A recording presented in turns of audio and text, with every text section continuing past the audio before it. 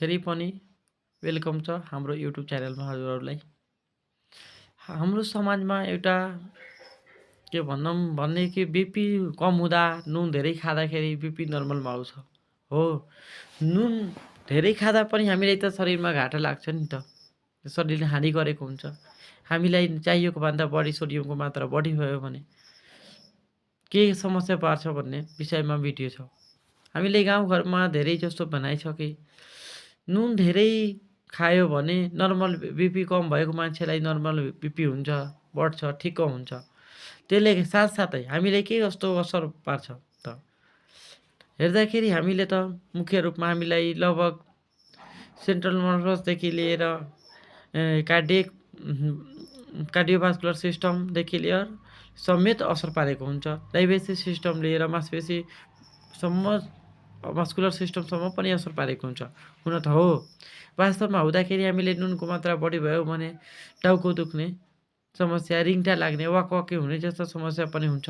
साथसाथै मांसपेशीहरू दुख्ने, गल्ने, हड्डीहरूको कमजोर हुने जस्तै रिकेट चियापनी जस्ता रोग, ओस्टियोपोरोसिस जस्ता रोग देखा पर्दछ। दिनका दिन हामी कमजोर हुँदै जान्छौँ, भोकको मात्रा बढी हुने र हाइपरटेन्सन भई मस्तिष्क घात समेत हुन सक्छ। त्यसकारण हामी नुनले मात्रै बिपी बढ्दैन। हामीले दिनहुँ मात्रामा लगभग 2.5 देखि 4 ग्रामसम्म नुन खायो भने हाम्रो शरीरको लागि मजाले पुग्छ। तर साथसाथै फलफुल, हरियो सागसब्जी खानामा सलादको रूपमा काँक्रोहरू पनि खान त्यत्तिकै आवश्यक हुन्छ जतिको नुनको आवश्यक हुन्छ।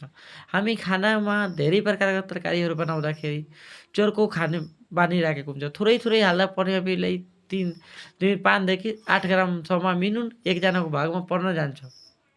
त्यसलाई घटाएर अब 4वटा प्रकार छ भने 4 प्रकारकोमा हाल्नुपर्छ छ भने 1 चम्चामा 5 ग्राम हुन्छ भन्दाखेरि अब चाहिँ अब 1 चम्चाभन्दा अलिक थोरै कम हाल्दा पनि त्यही मात्रामा सबैमा अचारदेखि लिएर दालसाल समेतमा हाल्नुपर्छ।